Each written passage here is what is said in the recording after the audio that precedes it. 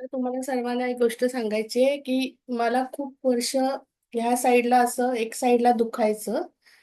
एकदा उजव्या साईडला आणि डाव्या साईडला असं दर महिन्यात मला हा त्रास व्हायचा. मी त्याच्यासाठी पेन किलरची गोळी घ्यायची. असं सतत मला 2-3 दिवस दुखायचंच. पिरियड यायच्या अगोदर किंवा पिरियड आल्यानंतर मी टेस्ट केल्या, सोनोग्राफी केली, तरी पण मला काही फरकच पडला नाही.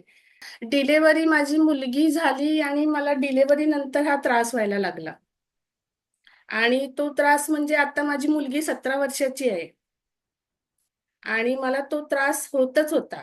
परत माझा पिरियड आता सध्या येत नाहीये. पिरियड माझे बंद झाले तरी पण मला ते दुखायचंच. पण ओके. आता नाही, 2 महिन्यात म्हणजे मला बिलकुल दुखलं नाही. म्हणजे मला डॉक्टरांनी सांगितलेलं की तुमचं पिरियडशी कनेक्ट आहे, म्हणून पिरियड येतो म्हणून तुम्हाला दुखतं. म्हणून मग मी म्हटलं ठीक आहे, चला पिरियड येत आहे म्हणून दुखते.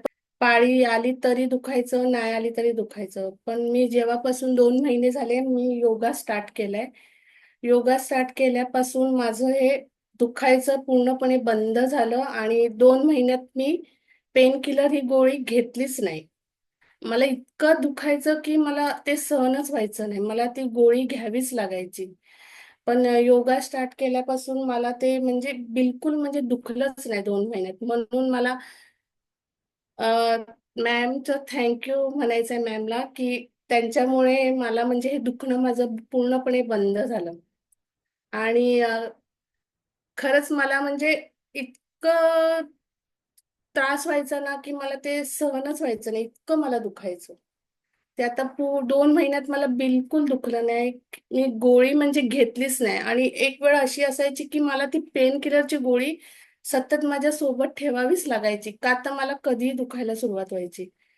तर हे दुखणं माझं पूर्णपणे बंद झालं, म्हणजे 2 महिन्यात मला त्रासच बिलकुल झाला नाही.